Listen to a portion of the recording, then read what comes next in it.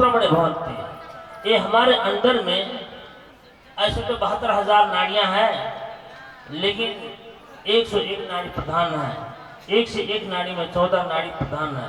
14 नाड़ी में 3 नाड़ी प्रधान है, जिसको ईड़ा पित्त सुषुम्ना कहते हैं। वो तीनों नाड़ियों में ये सुषुम्ना नाड़ी प्रधान है, और वो सुषुम्ना नाड़ी हमारे मस्तक में पहुंची है। और उस सुषुम्ना नाड़ी के द्वारा जो कोई ये जीव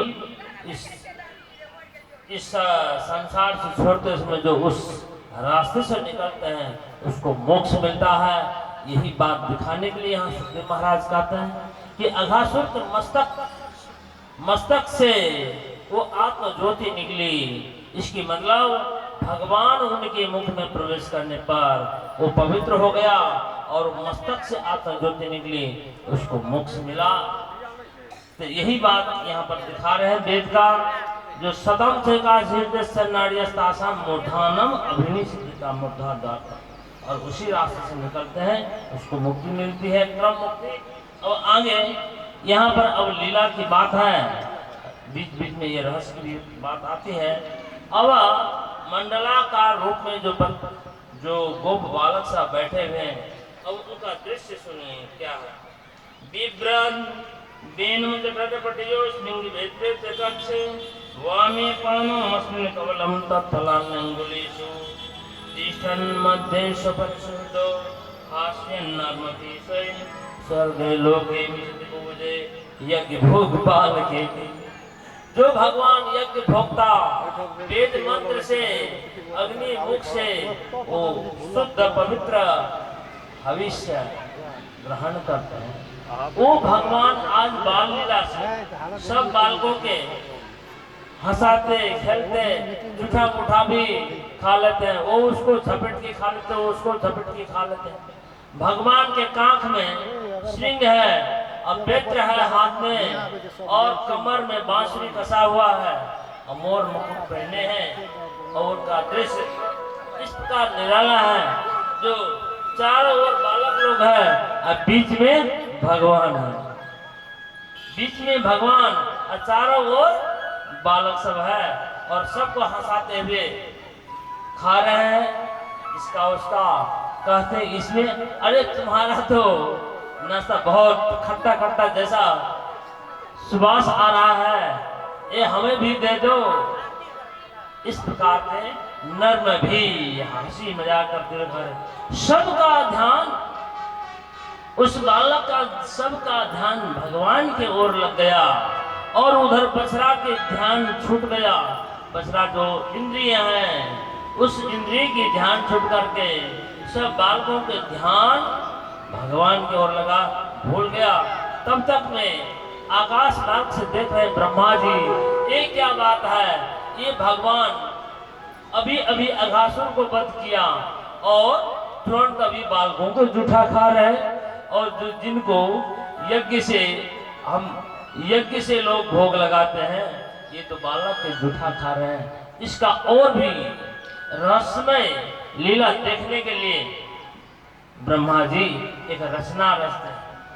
वहां का अम्भो जन्म जनिष्ठदंतर्गतो मायार भक्तस्येषितो द्रष्टुम मंजु महितमन्न दत्तानितो वत्तपान नीत्वा नत्र पुरुषान् तद्दधाच्चे वर्तितो यपुरा दृष्टाघासमुक्तनं प्रवता प्राप्त परम विस्मयम्। वही आकाश मार्ग में बैठा हुआ ब्रह्मा जी देख रहे हैं सारी लीला करतूत। अब इसके लिए इनको कैसे परीक्षा लिया जाए, तो ब्रह्मा जी ने क्या किए, बछड़े को छिपा दिया, बछड़े को छिपा दिए। इधर सब भूल गए हैं बच्चे सब कृष्ण भगवान के साथ, और हंसते हंसाते हुए खा रहे हैं। और एकाएक भगवान कहते हैं, अरे देखो ये बछड़ा कहाँ चले गए होगा, और कहाँ चले गए, अच्छा तुम लोग ठहरो, मैं जाता हूँ खोजने के लिए। भगवान स्वयं बछड़े के अन्वेषण में जाते हैं, खोजने के लिए जाते हैं। तब तक में बछड़ा तो छिपा ही दिए थे ब्रह्मा जी, और इधर बालकों को भी छिपा दिए ब्रह्मा जी। बीच में कृष्ण भगवान अकेले रहे। अब क्या होगा, क्या लेके घर जाएंगे, क्या मुख दिखाएंगे? भगवान तो असमंजस में अभी पड़ जाते हैं, लेकिन भगवान अपने दिव्य दृष्टि से, ध्यान दृष्टि से देखते हैं। ये ब्रह्मा जी का करतूत है। ब्रह्मा जी हमारे ऊपर में माया के जाल फेंक दिए हैं। अच्छा, भगवान क्या किए? ब्रह्मलोक में एक अपना ही ब्रह्मा के रूप में धारण किए, क्योंकि ब्रह्मा जी अपने लोक छोड़ करके इधर आ गए हैं, उधर ब्रह्मा के रूप में बन गए हैं, और इधर अपना ही सर्व रूप बन जाते हैं। जितने भी बछड़े थे, जितने बालक थे, जैसे जैसे रूप था, जैसे जैसे हाथ मुख, जितने भी जैसे शील स्वभाव आदि सब यहाँ पर वर्णन करते हैं भागवत में।